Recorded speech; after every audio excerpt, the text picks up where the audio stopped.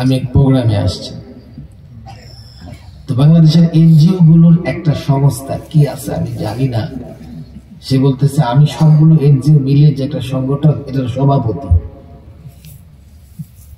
সেও একটা এনজিওর মালিক। আমার কথা কি স্পষ্ট হচ্ছে? বুঝতে কোনো সমস্যা নেই তো? আচ্ছা, কথা যেহেতু কম হবে, যাতে আমিও বুঝি আপনারাও যাতে বুঝেন। সে বলতেছে আমি হুজুর শিক্ষা নিয়ে কাজ করি, পৃথিবীর এই দেশে ওই দেশে নানা দেশে আমি শিক্ষা থিওরি দেই, একটু সুযোগ করে দেন আপনাদের মাদ্রাসায় যাতে আমি এই ধরনের পরিকল্পনা পেশ করতে পারি। আমাকে বললো যে একটু সুযোগ করে দেন আপনার মাদ্রাসায় যাতে আমি একটা পরিকল্পনা পেশ করতে পারি। আমি বললাম আপনি যে পরিকল্পনা দিবেন এই মাদ্রাসাগুলো তার চাইতে 100 বছর আগায়া। বুঝেন নাই মনে হয়? আপনি আজকে যে পরিকল্পনা দিবেন আমরা তো এটাকে পেছনে রেখে 100 বছর অগ্রসর। বলে হুজুর বলেন কি, গোটা পৃথিবীর নানা রাষ্ট্র আমাদের ফর্মুলা নিচ্ছে। আমি বললাম ঠিক আছে, আপনার এই ফর্মুলা অনুযায়ী আপনার এই ক্লাসের বইগুলো ছাত্ররা কতদিনে মুখস্থ করে শোনাতে পারবে নির্ভুল?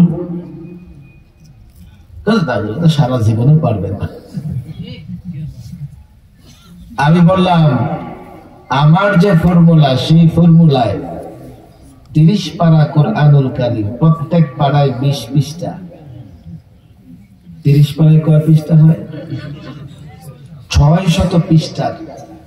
তাও এটা আমার মাতৃভাষা নয়, আরবের ভাষা, অন্যের ভাষায় 600 পৃষ্ঠার একটা কিতাব অনেক বাচ্চারা 6 মাসে মুখস্থ করে নির্ভুল শুনিয়ে দেয়। আপনারা তো 100 বছরও পারবেন।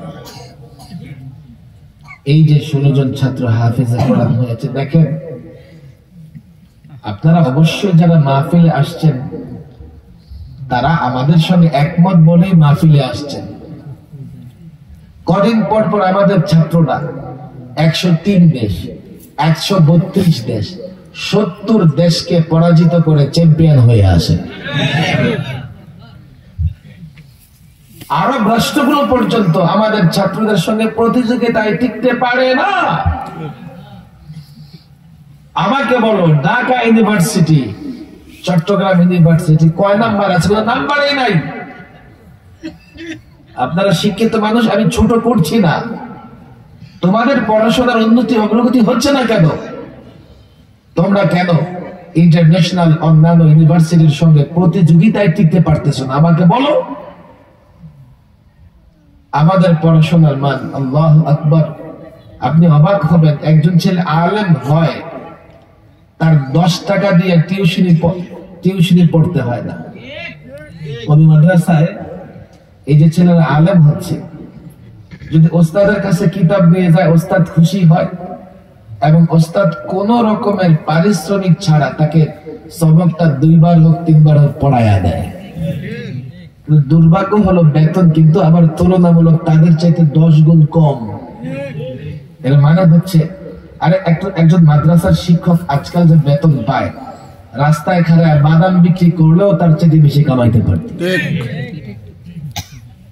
এটাই হচ্ছে কওমি মাদ্রাসা, যেই মাদ্রাসার শিক্ষক ছাত্র যারা দুনিয়ার মোহে না পড়ে দিন কিংবা ইসলামের জন্য এই শ্রম দিয়ে যাচ্ছেন, খেদমত করে যাচ্ছেন। কথা ঠিক না বেঠিক?